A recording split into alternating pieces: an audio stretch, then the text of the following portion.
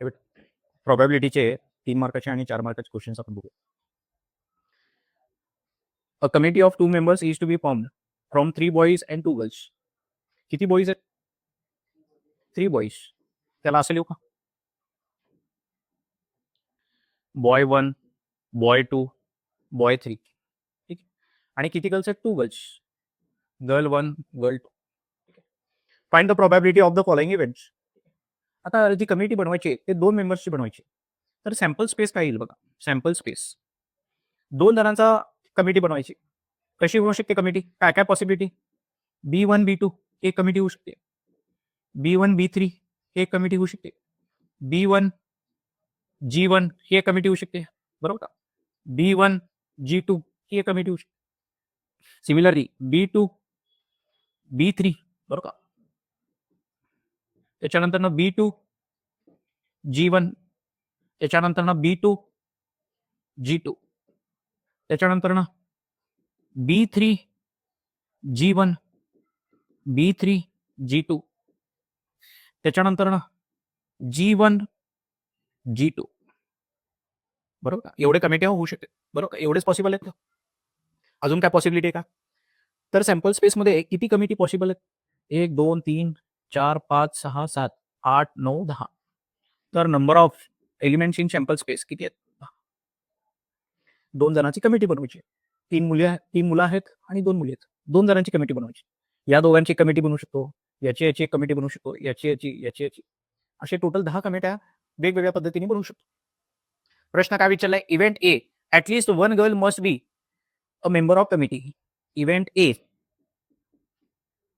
या कंडिशनला सॅटिस्फाय करणारे कुठले सॅम्पल स्पेसमध्ये कमिटी आहेत बघा. At least 1 girl must be a member. एक गर्ल तरी पाहिजे कमीत कमी. कोण आहे? या कमिटीमध्ये आहे बघा एक गर्ल. या कमिटीमध्ये एक गर्ल आहे. या कमिटीमध्ये एक गर्ल आहे. या कमिटीमध्ये एक गर्ल आहे. इकडे एक गर्ल आहे, इकडे एक गर्ल आहे. इथे ॲटलीस्ट 1 म्हणलंय. एक तरी आहे. तर B1 G1, त्याच्यानंतर B1 G2, त्याच्यानंतर B2 G1, त्याच्यानंतर B2 G2, B3 G1, B3 G2 आणि G1 G2. ठीक आहे. हे बेटा एन ऑफ ए किती आहे? या कंडिशनला सॅटिस्फाय करणारे किती कमिटी तयार होऊ शकतात? कमीत कमी एक मुलगी असणारी किती कमिटी तयार होऊ शकतात? 1 2 3 4 5 6 7. बरोबर? 7 आहेत. 7 आहेत. आता आपल्याला प्रोबॅबिलिटी विचारले. प्रोबॅबिलिटीचा फॉर्म्युला काय? Probability of event A is n of A upon n of S. एकच फॉर्म्युला आहे चॅप्टरमध्ये एकच फॉर्म्युला आहे. एन ऑफ ए किती आलाय? 7. एन ऑफ एस किती आहे? 10. तर प्रोबॅबिलिटी ऑफ इव्हेंट ए काय आहे? 7/10. ठीक आहे. Committee must be of 1 boy 1 girl. एक मुलगा आणि एक मुलगी पाहिजे. तसे किती आहेत? एवढे कमिटीज आहेत. 6 आहेत एकूण. तर प्रोबॅबिलिटी किती असणार आहे? 6/10 असणार. बरोबर? 6/10. हा क्वेश्चन 3 मार्काला विचार. हा टेक्स्टबुक मध्ये पण आहे वाटतं क्वेश्चन. बरोबर? एक्झॅक्ट आहे का क्वेश्चन टेक्स्टबुक मध्ये? ऍक्टिव्हिटी. त्याच्यानंतर 2 डाईज आर रोल्ड. 2 डाईज म्हणलं तर काय? एक डायवरती 1 ते 6 डॉट्स असतात. बरोबर? 1 डॉट, 2 डॉट्स, 3 डॉट. तर 6 बाजू असतात डायला. ठीक आहे. तसे 2 डाय जर रोल केले, 2 dice are rolled, write the sample space. Sample स्पेसमध्ये काय? पहिल्या डायवरती 1, दुसऱ्या डायवरती 1, पहिल्या डायवरती 1, दुसऱ्या डायवरती 2. असे 36 सॅम्पल स्पेस, 36 आउटकम पॉसिबल. 2 डाय रोल केल्यानंतर ह्यापैकी काय पण येऊ शकते. 2 डाय थ्रो केलं तर पहिल्यावरती 1, दुसऱ्यावरती पण 1. बरोबर? पहिल्या डायवरती 1, दुसऱ्या डायवरती पण 1. हा आउटकम येऊ शकतो. हा रिझल्ट येऊ शकतो. हा पण येऊ शकतो. हा पण येऊ शकतो. 36 आउटकम पॉसिबल आहे. तर ते लिहायला सांगितले. Write the sample space and number of sample points. किती आहेत हे सॅम्पल पॉईंट्स? सॅम्पल स्पेसमध्ये किती आउटकम आहेत हे? 36 आहे. ठीक आहे. Also write event and the number of sample points in the event according to the given condition. बेटा काय इव्हेंट दिलाय बघा. Sum of digit on the upper face is multiple of 5. Multiple of 5 म्हणजे काय? 2 डायच्या वरचे जे नंबर आहे ते 5च्या किंवा 5च्या टेबलमध्ये यायला पाहिजे. म्हणजे 5 किंवा 10 असायला पाहिजे. बरोबर का? 5 किंवा 10 असायला पाहिजे.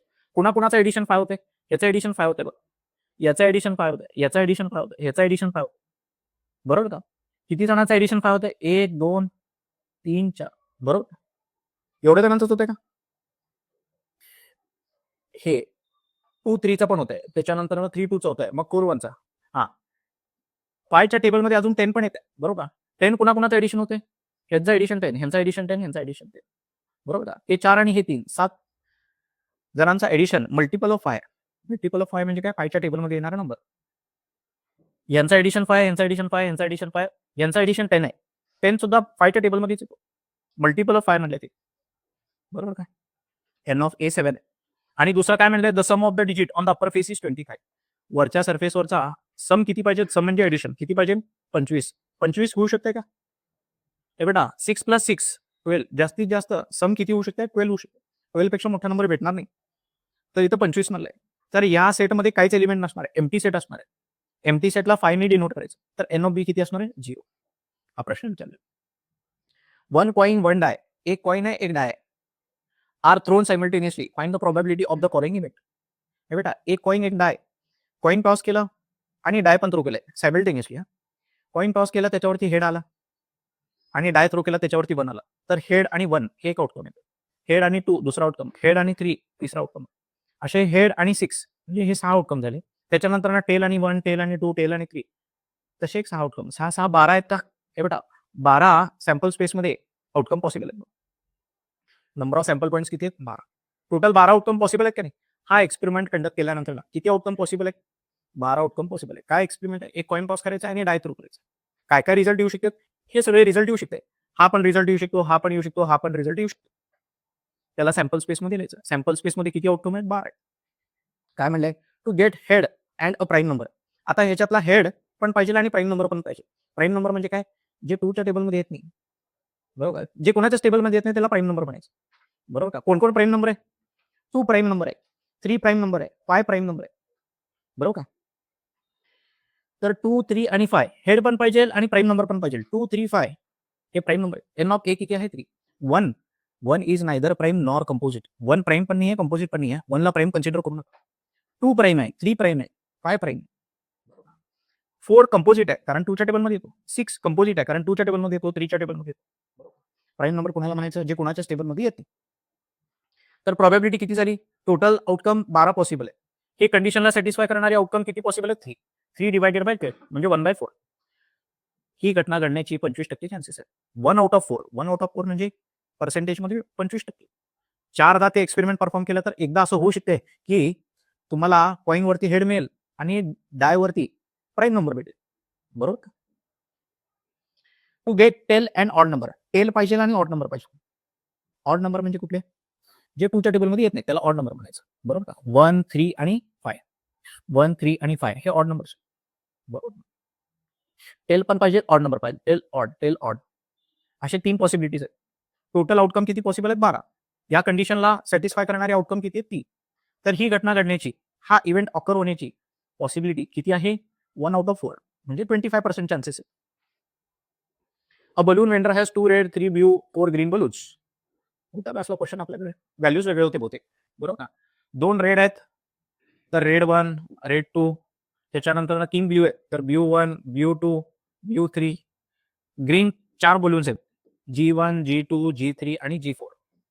बरोबर का? He wants to choose one of them random to give it to Pranali. What is the probability that the event that Pranali gets? Sample space एवढं आहे बघा. हे बेटा सॅम्पल स्पेस तर एवढं आहे. एन ऑफ एस किती आहे? किती आहे बेटा? एक बलून सिलेक्ट करायचं ना. एक्सपेरिमेंट काय? एक बलून सिलेक्ट करायचं ना. एकच बलून पिक करायचं आहे. तर किती आउटकम पॉसिबल आहेत? 3 आणि 4 7 आणि 2 9. बरोबर का?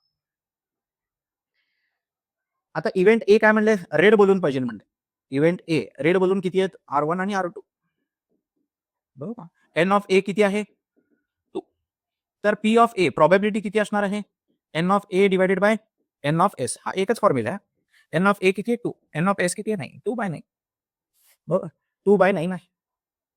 दुसरं काय म्हणलंय? Blue balloon. ब्ल्यू बलूनसाठी सुद्धा असंच करायचं. ब्ल्यू बलून किती आउटकम पॉसिबल आहेत? 3. 3 डिवायडेड बाय 9 म्हणजे 1/3. बरोबर का? आणि परत ग्रीनचं विचारलं बघा. हे 4 आहे. 4 डिवायडेड बाय 9 आहे. 1/9 1/3 आणि 4/9. 2 digit number is formed with digits. याच्यापासून 2 डिजिट नंबर तयार करायचे विदाउट रिपिटेशन. रिपीट न करता म्हणजे 2 2 3 3 असं रिपीट करायचं नाही. ह्याच्यापासून 2 डिजिट नंबर कुठले कुठले तयार होऊ शकतात?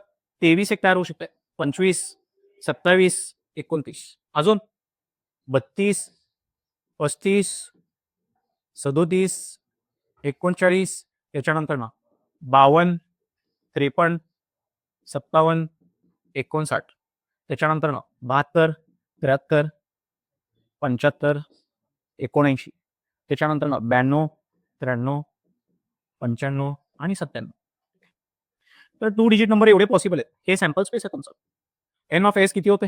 किती होते बेटा? 1, 2, 3, 4, 5, 6, 7, 8, 9, 10, 11, 12, 13, 14, 15, 16, 17, 18, 19, 20. 20 आहेत का? 20 आहेत बघा. एन ऑफ एस किती आहे? 20 आहे. ठीक आहे. काय म्हणलं? Event A number formed is a odd number. Number तयार झालेला नंबर ऑड नंबर पाहिजे. ऑड नंबर कोण आहे? 23 ऑड आहे, 25 ऑड आहे. असे ऑड नंबर बघायचे. बरोबर. 2च्या टेबलमध्ये न येणारे नंबर ऑड नंबर. तर एन ऑफ ए किती आहे? असं एन ऑफ ए किती आहे? 16 आहे बघा. 16 ऑड नंबर आहे. 16 ऑड नंबर आहे. तर प्रोबॅबिलिटी ऑफ इव्हेंट किती असणार आहे?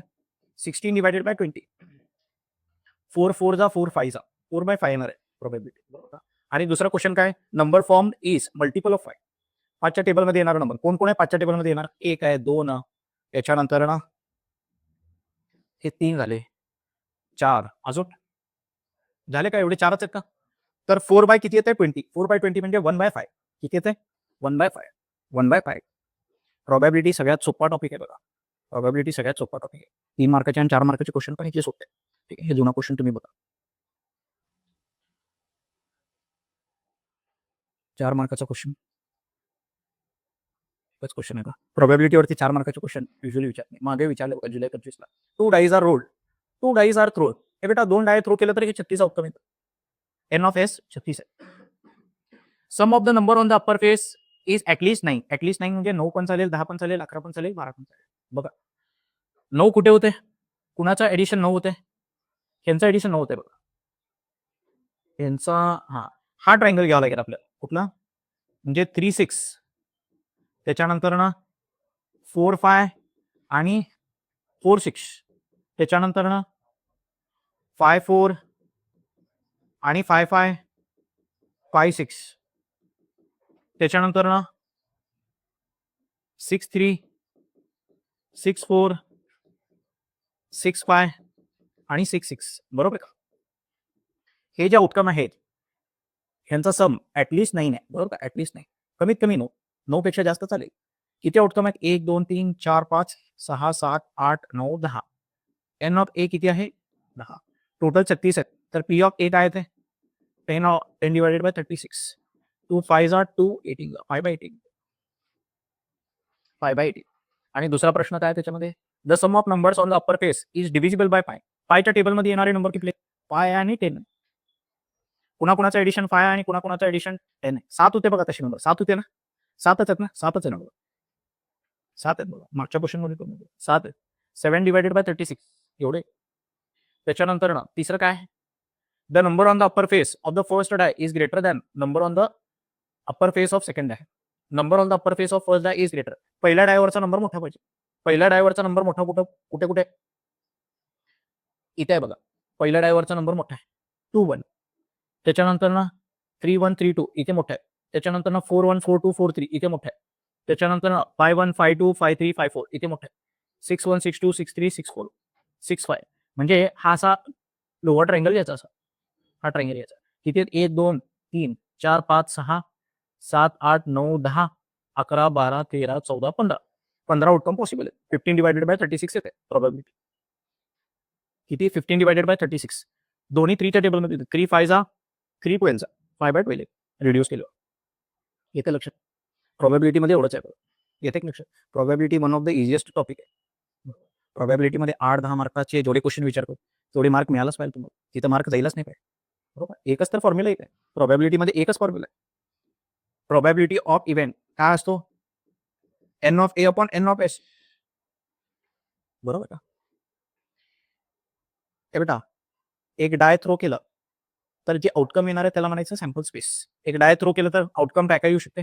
1 येऊ शकतो, 2 येऊ शकतो, 3 येऊ शकतो, 4 येऊ शकतो, 5 येऊ शकतो, 6 येऊ शकतो. ह्याला सॅम्पल स्पेस म्हणायचं. एन ऑफ एस काय झाले? सॅम्पल स्पेसमध्ये किती आउटकम आहेत? 6. हे बेटा ह्याच्यामध्ये 2च्या टेबलमध्ये येणारे नंबर त्याला जर मी इव्हेंट म्हणलं 2च्या टेबलमध्ये येणारे नंबर कोण आहे? 2 आहे, 4 आहे, 6 आहे. ठीक आहे. तर एन ऑफ ए किती झाला? 3 झालं. या इव्हेंट या कंडिशनला सॅटिस्फाय करणारे आउटकम 3 आहे. तर यांची प्रोबॅबिलिटी किती झाली?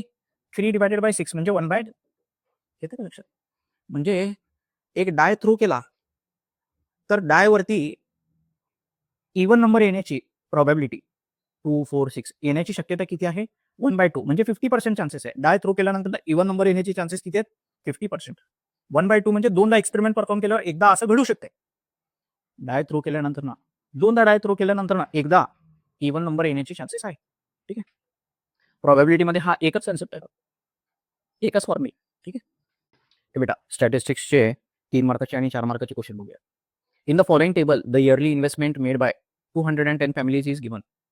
From this information draw histogram. Histogram म्हणजे काय? बार ग्राफ एक प्रकारचा बार ग्राफ आहे. 9th स्टँडर्ड पर्यंत जे बार ग्राफ ड्रॉ करत होतो 2 बारमध्ये डिस्टन्स गॅप असायचा, बरोबर. ते बार ग्राफ चिटकून आहे, त्यालाच काय म्हणायचं आता? हिस्टोग्राम म्हणायचं. ठीक आहे. बेटा हिस्टोग्राम ड्रॉ करायचा असू द्या, फ्रिक्वेन्सी पॉलिगॉन ड्रॉ करायचा असू द्या, एकच गोष्ट लक्षात ठेवायला मी तुम्हाला सांगितलं होतं. काय लक्षात ठेवायचं? एक्स ऍक्सिस वरती असतो डेटा, वाय ऍक्सिस वरती असतो फ्रिक्वेन्सी. इथे डेटा काय आणि फ्रिक्वेन्सी काय? डेटा म्हणजे काय असतो? प्रश्न विचारून माहिती गोळा केलेली असते. काय प्रश्न विचारलाय आणि काय माहिती गोळा केली बघा. किती रुपयाचं इन्व्हेस्टमेंट केलंय? हे बेटा किती रुपयाचं इन्व्हेस्टमेंट केलंय? 10 ते 20,000 रुपयाचं इन्व्हेस्टमेंट काही लोकांनी केलं. 30 म्हणजे प्रत्येक फॅमिलीला जाऊन विचारलं असेल की किती रुपयाचं इन्व्हेस्टमेंट केलंय. काय विचारलेलं असणार आहे? कितीचं इन्व्हेस्टमेंट केलंय? तर उत्तर काय आलं? 10,000चं, 15,000चं, 20,000चं. तर जे उत्तर आलंय ते डेटा आहे. हा डेटा आहे आणि हा काय फ्रिक्वेन्सी. हा डेटा इतक्यादा रिपीट झाला. किती फ्रिक्वेंटली डेटा रिपीट झाला त्याला फ्रिक्वेन्सी म्हणायचं. हे एक्स ऍक्सिस वरती दाखवायचं, हे वाय ऍक्सिस वरती. एक्स ऍक्सिस वरती तर हे ऍज इट इज दाखवायचं. ह्याच्यामध्ये काही चेंज करायचं नाही. हे बघा एक्स ऍक्सिस वरती हे तर ऍज इट इज 0, 10, 20 त्याच्यानंतर ना 30, 40, 50 कुठपर्यंत आहे? 60 पाहिलं तर एक पुढे घ्या 70. ठीक आहे. आता वाय ऍक्सिस वरती मोठी व्हॅल्यू कुठली आहे बघा? 60. जास्तीत जास्त कमीत कमी 8 सेंटीमीटर आणि जास्तीत जास्त 12 सेंटीमीटरचा तुमचा हिस्टोग्राम होईल. या हिशोबाने ड्रॉ करायचं. 8 ते 12 सेंटीमीटर हाईट. त्याच्यासाठी काय स्केल घेणार सांगा? 1 सेंटीमीटर म्हणजे 10 फॅमिलीज घेणार, 5 घेणार, किती घेणार? 5 घेतलं तर 12 होतं. ठीक आहे. 5 घेऊया. ठीक आहे. 1 सेंटीमीटर म्हणजे 5 फॅमिली, 10 फॅमिली, 15, 20, 25, 30, 35, 40, 45, 50, 55 आणि 60. ठीक आहे. इथे लिहायचं नंबर ऑफ फॅमिलीज. त्याच्यानंतर ना हे काय आहे? इन्व्हेस्टमेंट आणि 1000 रुपीजमध्ये. ठीक आहे. स्केल इकडे लिहायचं. On x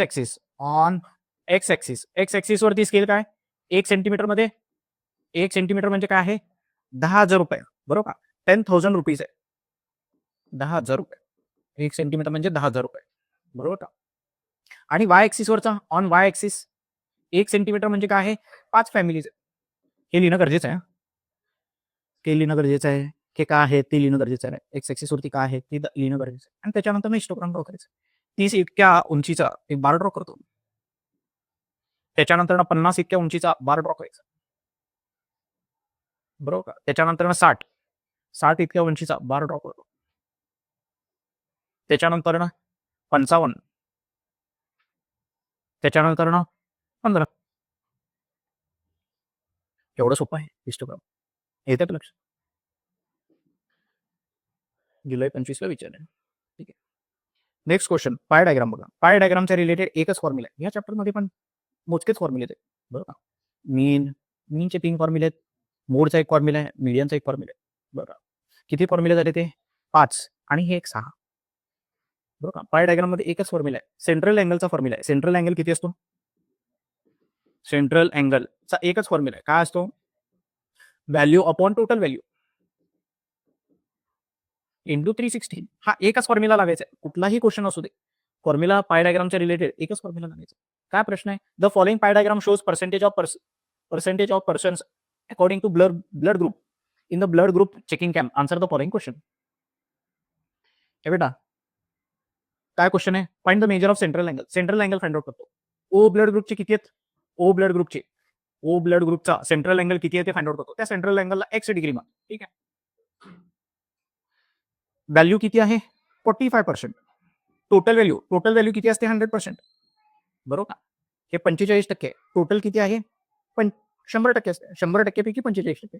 45/100 value divided by total value into 360. हा 0 हा 0 कॅन्सल. 5 2 जा 5 9 जा 2 1 जा 2 18 जा 18 इंटू 9 किती येते? 9 8 जा 72 1 9 जा 9 16 162 येते. बरोबर का? हे बेटा किती आहे? हा ओ ब्लड ग्रुप किती आहे? 162 आलं बघा. ठीक आहे, तिने शेवटी कॅल्क्युलेट केलं. येतं लक्षात तुम्हाला? फॉर्म्युला एकच वापरायचा. येते का लक्षात? असे सगळे अँगल फाइंड आउट करायचे. Find the total number of person if there are 600% in blood group B. Blood group B मध्ये किती लोक आहेत? 600 लोक आहेत. तर एकूण किती लोक आहेत ते विचारले. फॉर्म्युला एकच आहे. सेंट्रल अँगल किती असतो? Value divided by total value into 360. ह्या पद्धतीनेच लिहितो बघा. ए बेटा, ब्लड ग्रुप बी चा सेंट्रल अँगल किती आहे? सेंट्रल अँगल आपण कॅल्क्युलेट केले की इकडे किती आहे सेंट्रल अँगल ब्लड ग्रुप बी चा? 108. 108. ब्लड ग्रुप बी चा सेंट्रल अँगल किती आहे? 108. व्हॅल्यू किती आहे? ए बेटा, इथं व्हॅल्यू किती दिली बघा. आता हा घेऊ नका 30%. ब्लड ग्रुप बी चे 600 लोक असतील तर टोटल लोक किती विचारले ते? बरोबर, 600 लोक ब्लड ग्रुप बी चे असतील तर टोटल लोक किती विचारले? एक्स ची व्हॅल्यू विचारली 360. हा एक्स इकडे गेल्यानंतर काय होईल? 600 हा 108 360. याला सॉल्व्ह करायचं. किती जाते बेटा? 254 जा 2 180 जा 6 9 जा 600 जा 9 1 जा 9 20 जा 20 इंटू 100 2000 लोक आहेत बघा. किती आहेत? 2000 लोक आहेत. एकूण सगळे मिळून किती लोक आहेत? ब्लड ग्रुपचे 600 लोक जर असतील तर एकूण सगळे लोक किती असणार आहेत? 2000 असणार. ठीक आहे, आलं का 2000? 2000 आलं. त्यांनी फॉर्म्युला थोडंसं वेगळं वापरलंय. हे वापरू नका. काय त्यांनी काय केलंय म्हणजे 30% ऑफ एक्स कॅल्क्युलेट केले त्यांनी. त्या भानगडीत पडू नका. फॉर्म्युला कुठला? एकच वापरायचा. सेंट्रल अँगलचा फॉर्म्युला काय? Value divided by total value into 360. एकच फॉर्म्युला लागायचा. पुढचा क्वेश्चन बघा. In a general store, the prices of different articles and its demand is shown in the following frequency table. Find the median. हे बेटा median calculate करण्याचा formula आहे. Median calculate करण्याचा हा फॉर्म्युला आहे. मीडियन कॅल्क्युलेट करण्याचा formula आहे. आता हे बेटा मीन कॅल्क्युलेट करत असताना तुम्हाला XI FI त्याच्यानंतर summation FI XI summation FI हे व्हॅल्यूज कॅल्क्युलेट करावं लागतं. बरोबर का? मीडियन मध्ये तसं काही नाही. जो टेबल दिलेला आहे तसंच ड्रॉ करायचा आणि एक फक्त क्युम्युलेटिव्ह फ्रिक्वेन्सीचा कॉलम ऍड करायचा. हे तर दिलेलं आहे का नाही तुम्हाला? हे दिलेलं आहे बघा, प्रश्नात दिलेलं आहे की नाही? इथे क्युम्युलेटिव्ह फ्रिक्वेन्सीचा कॉलम ऍड करायचा. क्युम्युलेटिव्ह फ्रिक्वेन्सी म्हणजे टोटल फ्रिक्वेन्सी. म्हणजे इथपर्यंतची टोटल फ्रिक्वेन्सी किती? 140. इथपर्यंतची टोटल फ्रिक्वेन्सी 140 आणि 100 240. इथपर्यंतची टोटल फ्रिक्वेन्सी 240 आणि 80. असं क्युम्युलेटिव्ह फ्रिक्वेन्सी तयार करायचं. एकदा हा टेबल तयार झाला तर या मीडियनच्या फॉर्म्युल्यामध्ये काय काय व्हॅल्यूज लागायचे बघा. एल म्हणजे लोअर लिमिट. बरोबर, एल म्हणजे लोअर लिमिट. n/2 म्हणजे तुमचा फ्रिक्वेन्सीचा एडिशन केल्यावर एन ची व्हॅल्यू मिळते. त्याला डिवाइड बाय 2 करायचं. ते n/2 ची व्हॅल्यू. ते क्युम्युलेटिव्ह फ्रिक्वेन्सी आणि फ्रिक्वेन्सी. आता क्युम्युलेटिव्ह आणि फ्रिक्वेन्सी कुठली निवडायची? इथं तर खूप क्युम्युलेटिव्ह फ्रिक्वेन्सी आहेत. इथे तर खूप फ्रिक्वेन्सीज आहेत. कुठली निवडायची? त्याच्यासाठी एक मीडियन क्लास निवडावा लागतो तुम्हाला. काय निवडावा लागतो? Median class. मीडियन क्लास कसा निवडायचा? हे जे n/2 ची व्हॅल्यू मिळालेली आपल्याला, बरोबर का? एन किती आहे? सगळ्यांचा एडिशन n 400 आला. सगळ्या फ्रिक्वेन्सीचा एडिशन 400 आला. त्याला डिवाइड बाय 2 केलं तर 200 येते. आता या 200 पेक्षा जास्त क्युम्युलेटिव्ह फ्रिक्वेन्सीची पहिली व्हॅल्यू कुठली आहे बघा. 200 पेक्षा जास्त क्युम्युलेटिव्ह फ्रिक्वेन्सीची व्हॅल्यू ही आहे. तर हा तुमचा काय असणार आहे?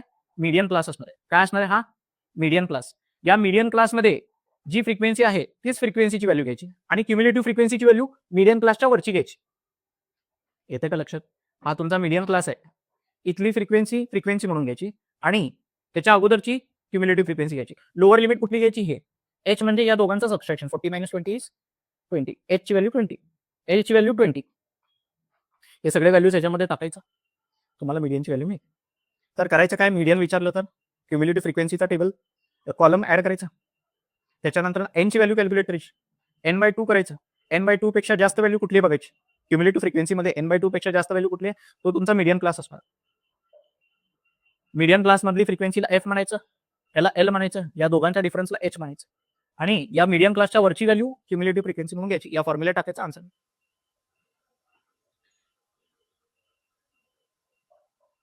In the following table, the toll paid from 6 to 6 by the drivers and number of vehicles is shown. Find the mean of toll by assume the mean method. Assume the mean method नी mean म्हणजे average calculate करायचं. बरोबर, हा class आहे. त्याच्या बाजूला class mark XI ची column करावं लागेल. या दोघांची मधली व्हॅल्यू 300 प्लस 400 700 होते. 700 डिवायडेड बाय 2 350. 350 XI ची व्हॅल्यू. हे XI ची व्हॅल्यू. ह्याच्यातली एक व्हॅल्यू आपण अज्युम करायची मीन आहे म्हणून.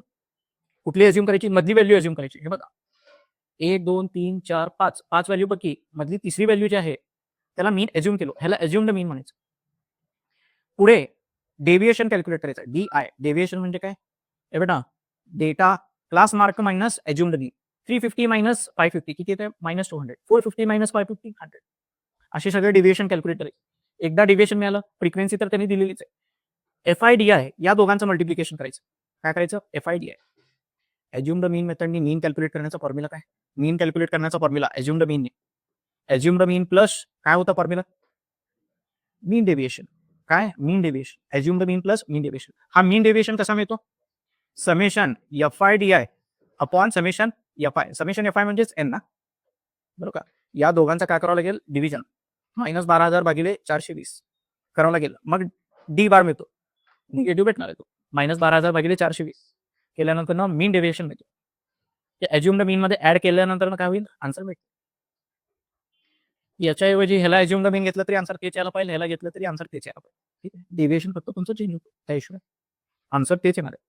हिस्टोग्राम ड्रॉ करायचं. एक्स ऍक्सिस वरती हे व्हॅल्यूज, बाय ऍक्सिस वरती हे व्हॅल्यूज. आता 60 पासून चालू होते तर 0 to 60 गॅप होते. मग काय करायचं? ब्रेक दाखवायचं तिकडे. काय दाखवायचं?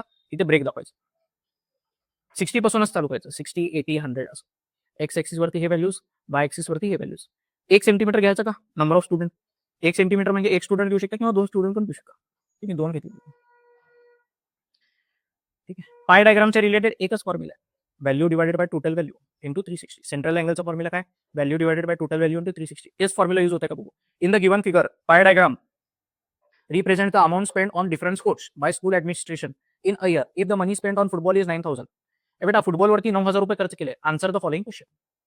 What is the total amount? ए बेटा फॉर्म्युला काय आपल्याकडे? Central angle is equal to value upon total value into 360. ए बेटा फुटबॉल वरती किती खर्च केले? सेंट्रल अँगल किती फुटबॉलचं सांगा बघू? 45. फुटबॉल वरती किती खर्च केले? 9,000. टोटल खर्च किती केलं ते माहित नाही. टोटल खर्च कॅल्क्युलेट करतो. एक्स इथे गेला. हा 9,000 डिवायडेड बाय 45. हा 360. ए बेटा 9 5 जा तसं करतो. 45 1 जा 45 200 जा. ठीक आहे. हे किती येते? 72 च्या पुढे 3 0. 72,000 रुपये. टोटल 72,000 रुपये का? 72,000. फॉर्म्युला एकच यूज झाला का? दुसरा प्रश्न काय विचारलाय? What is the amount spent on cricket? क्रिकेटवरती किती रुपये खर्च केले? फॉर्म्युला एकच आहे. सेंट्रल अँगल किती आहे? 160. Value divided by total value. माहित नाही क्रिकेटसाठी किती रुपये खर्च केले.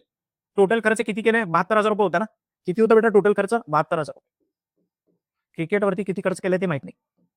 बघा central angle is equal to value upon total value into 360. हे 160 तसंच राहू द्या. 360 1 जा 360 2 जा 100 जा. हा 200 इकडे जाऊन क्रॉस मल्टिप्लाय होईल. एक्सची व्हॅल्यू काय येते? 32,000. क्रिकेटवरती किती रुपये खर्च केले? 32,000. ठीक आहे. ए बेटा काय कॅल्क्युलेट करायचंय? मीन कॅल्क्युलेट करायचंय. Direct method. बरोबर. क्लास दिलेला आहे, क्लास मार्क कॅल्क्युलेट करायचं. फ्रिक्वेन्सी दिलेली आहे. XI FI चा कॉलम ऍड करायचा. Summation FI XI summation FI. Formula काय मीनचा? डायरेक्ट मेथडनी मीन कसा कॅल्क्युलेट करायचं? समेशन FI XI FI म्हणा किंवा FI XI divided by summation FI. He value divided bye he value 218 भागिले 50. आय थिंक हे क्वेश्चन आहे काही की टेक्स्ट बुक मध्ये व्हॅल्यूज बघितल्यासारखं वाटत. ठीक आहे.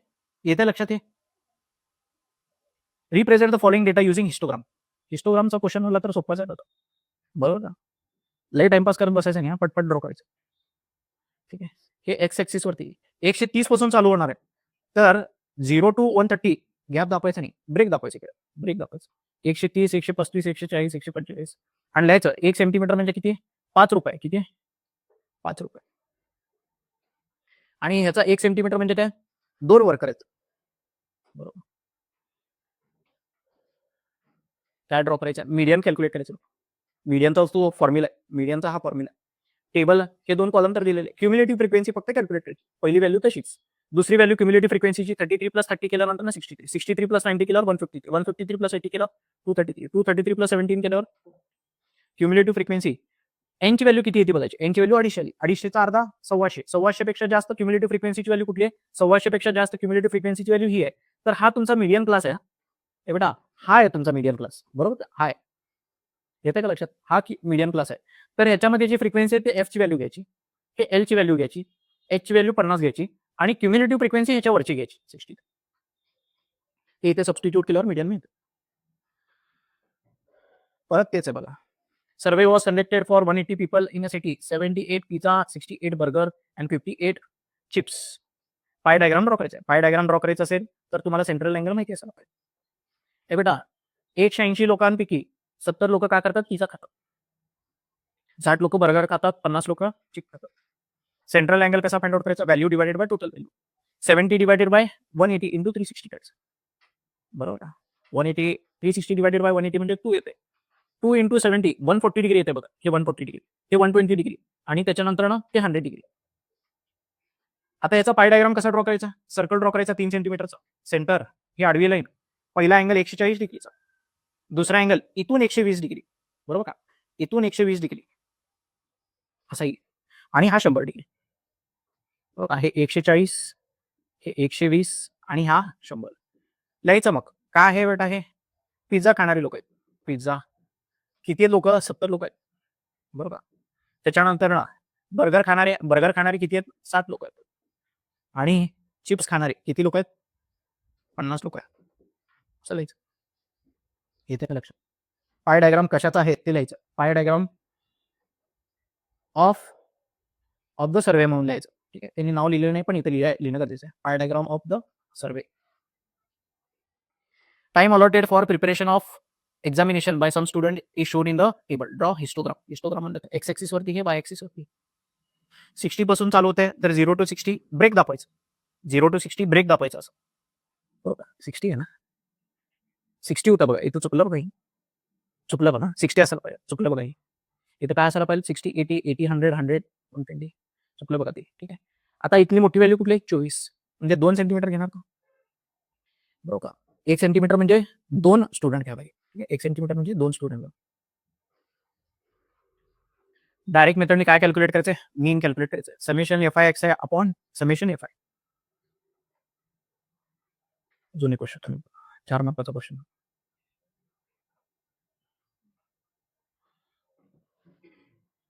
काय विचारलंय? Find the median. हे बेटा मीडियन कॅल्क्युलेट करायचं, तेच क्वेश्चन आहे. मीडियन कॅल्क्युलेट करायचं. आणखी एक महत्वाचं आहे, हे क्लास कंटिन्युअस आहे का बघायचा. कंटिन्युअस नसेल तर कंटिन्युअस करावं लागेल. एक कॉलम वाढवावं लागेल.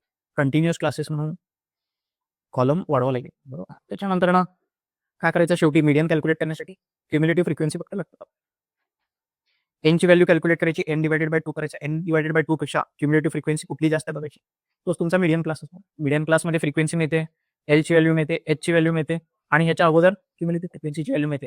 हे फॉर्म्युल्यामध्ये टाकायचं. आपल्यालाच इथं मागच्या 3 वर्षामध्येच 4-5 वेळा हा प्रश्न विचारलेला दिसला. येते की लक्ष? काय कॅल्क्युलेट करायला सांगितलं? Marks out of 180 students in mathematics. Histogram draw करायचं. काय ड्रॉ करायचं? हिस्टोग्राम. हे एक्स ऍक्सिस वरती व्हॅल्यू दाखवायचे, हे वाय ऍक्सिस वरती हिस्टोग्राम ड्रॉ करायचं. हा एक्स कॅल्क्युलेट करायचं आहे. किती स्टुडंट आहेत? 180. या सगळ्यांची बेरीज 180 वाला पाहिजे बघा. 25 एक्स 30 2x आणि 65 यांची एडिशन किती वाला पाहिजे? 180, बरोबर का? 2x आणि x 3x या सगळ्यांची एडिशन किती होते? 25 आणि 65 70 90 90 आणि 30 120 120 ह्याच्यातनं वजा केले तर किती होते? 60. 3x ची व्हॅल्यू 60 म्हणजे x ची व्हॅल्यू किती येते? 20. x ची व्हॅल्यू किती येते? 20. हे 20 आणि हे 40, बरोबर का? x ची व्हॅल्यू 20 आणि ते 2x म्हणजे 40. आता हिस्टोग्राम ड्रॉ करायचं. एवढे फक्त 2 व्हॅल्यूज अननोन होते. हिस्टोग्राम 4 मार्काला प्रश्न. हे बघा काय ड्रॉ करायला सांगितलंय? Prepare group the frequency distribution table. Mode calculate करायचं. मोडचा प्रश्न विचारला आहे. मोडचा पण एक फॉर्म्युला आहे. हे बेटा मोडसाठी काय कॅल्क्युलेट करायची गरज नाही. जो टेबल दिलेला तो ॲज इट इज वापरायचा. इथे टेबल दिलेला नाही बघा. टेबल तयार करावं लागेल. हे बेटा प्रश्नात टेबलचे व्हॅल्यूज दिलेत. One group of students. In one group of students 10% students got 0 to 20 marks. 0 ते 20 मार्क पडलेले किती टक्के विद्यार्थी आहेत? 10% विद्यार्थी. 20% students got 20 to 40 marks. 35% students got 40 to 60 marks. त्यानंतर ना 20% students got 60 to 80 marks.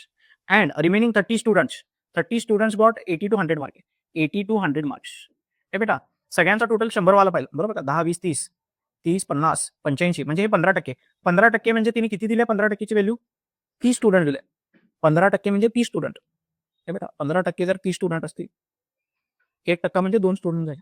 किती झाले 1% म्हणजे 2 स्टुडंट. हे बघा 15% म्हणजे 30 स्टुडंट तर 20% म्हणजे 40 स्टुडंट 35% म्हणजे 70 स्टुडंट 40 स्टुडंट हे 20 स्टुडंट. याच्यावरतीच प्रश्न विचारलेला असणार. टोटल विद्यार्थी किती आहेत prepare group frequency distribution table. हा टेबल तर तयार केलं. Find the mode of marks scored. Mode विचारलेला आहे. मोडचा फॉर्म्युला आहे हे बेटा हा मोडचा फॉर्म्युला आहे. हे बघा हा मोडचा फॉर्म्युला आहे. त्याच्यासाठी मॉडेल क्लास फाइंड आउट करावं लागेल. मॉडेल क्लास कसं फाइंड आउट करायचं ज्याची फ्रिक्वेन्सी जास्त तोच मॉडेल क्लास. कुणाची फ्रिक्वेन्सी जास्त आहे कुठले मार्क जास्त जणाला पडलेले जास्त जणाला पडलेले मार्क कुठले 40 to 60 हा तुमचा मॉडेल क्लास असणार. हा तुमचा काय असणार आहे मॉडेल क्लास. या मॉडेल क्लासमध्ये हे लोअर लिमिट आहे. त्याच्यानंतर ना हे F1 आहे हे F0 आहे हे F2 आहे बरोबर. हे व्हॅल्यूज टाकायचे. हे व्हॅल्यूज टाकल्यानंतर ना मोडची व्हॅल्यू मिळेल. येतं का लक्षात. Draw frequency polygon. हा फ्रिक्वेन्सी पॉलिगॉन ड्रॉ करण्यासाठी ए बेटा फ्रिक्वेन्सी पॉलिगॉन ड्रॉ करण्यासाठी एक्स ऍक्सिस वरती हे वाय ऍक्सिस वरती हे तर दाखवत आहे पण पॉईंट कॅल्क्युलेट करावं लागेल ना. फ्रिक्वेन्सी पॉलिगॉन म्हणलं तर हे बघा या ग्राफवरती तुम्हाला पॉईंट्स प्लॉट करायचे बरोबर का पॉईंट्स प्लॉट करायचे आणि एक पॉईंट मार्क करायचा म्हणलं तर त्याचा एक्स कोऑर्डिनेट आणि त्याचा वाय कोऑर्डिनेट माहिती असतो. एक्स कोऑर्डिनेट काय असतो या दोघांच्या मधली व्हॅल्यू असते 20 आणि 40 ची मधली व्हॅल्यू 30 असणार आहे. पहिल्या पॉईंटचा एक्स कोऑर्डिनेट 30 असणार आहे आणि वाय कोऑर्डिनेट तर हा आहे 25 30 25. पहिल्या पॉईंटचा 30 25 बघा बरोबर 30 25. दुसऱ्या पॉईंटचा कोऑर्डिनेट या दोघांच्या मधली व्हॅल्यू 50 आणि वाय कोऑर्डिनेट 60 50 आणि 65 50 65 असे मिळतात. आता हा जो फ्रिक्वेन्सी पॉलिगॉन आहे तो 0 पासून सुरुवात करायचा एंड पण 0 पाशी करायचा. तर ही व्हॅल्यू आपण करायची बरोबर का. आता एक्स ऍक्सिस वरती तुम्ही कसं घेतलंय 0 to 20 to 40 म्हणजे 0 to 20 हे बघा 0 आणि इथे 20 येणार. ह्यांच्यामध्ये 10 वरती हा पॉईंट येणार. हा पहिला पॉईंट काय असणार आहे 10 0 असणार आहे. काय असणार आहे 10 0 असणार. हे सगळे पॉईंट प्लॉट करत करत काय करायचं फ्रिक्वेन्सी पॉलिगॉन ड्रॉ करायचं. शेवटचा पॉईंट पण काय असणार आहे त्याच्या पुढची क्लास म्हणजे 100 110 आणि काय असणार आहे 0 असणार 110 आणि 0 असणार. Last point frequency polygon draw करायचं. सगळे पॉईंट प्लॉट करायचे. हे पॉईंट प्लॉट करण्यासाठी ह्याचा एक्स कोऑर्डिनेट काय आहे या पॉईंटचा एक्स कोऑर्डिनेट काय आहे यांच्या मधली व्हॅल्यू यांची मधली व्हॅल्यू 20 आणि 40 ची मधली व्हॅल्यू 30. एक्स कोऑर्डिनेट 30 आहे वाय कोऑर्डिनेट 25 आहे. एक्स कोऑर्डिनेट 50 आहे वाय कोऑर्डिनेट 65 आहे. हे पॉईंट तर प्लॉट करू शकता का नाही ग्राफवरती पट पट पट पट प्लॉट करायचे. त्याच्या अगोदरचा एक 0 लावायचा पुढचा एक 0 एक्स ऍक्सिस वरचा त्याच्या अगोदरचा पॉईंट ह्याच्या अगोदरचा एक्स ऍक्सिस वरचा पॉईंट ह्याच्या नंतरचा एक्स ऍक्सिस वरचा पॉईंट प्लॉट करायचा आणि ग्राफ ड्रॉ करायचा. काय ड्रॉ करायला सांगितले पाय डायग्राम ड्रॉ करायचा आहे.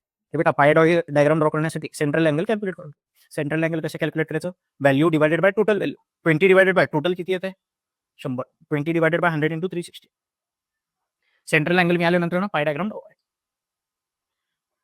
Show the following data bye frequency polygon. Frequency polygon आता सध्याच जे पॉईंट प्लॉट करायचं आहे त्याचा एक्स कोऑर्डिनेट काय असणार आहे 300.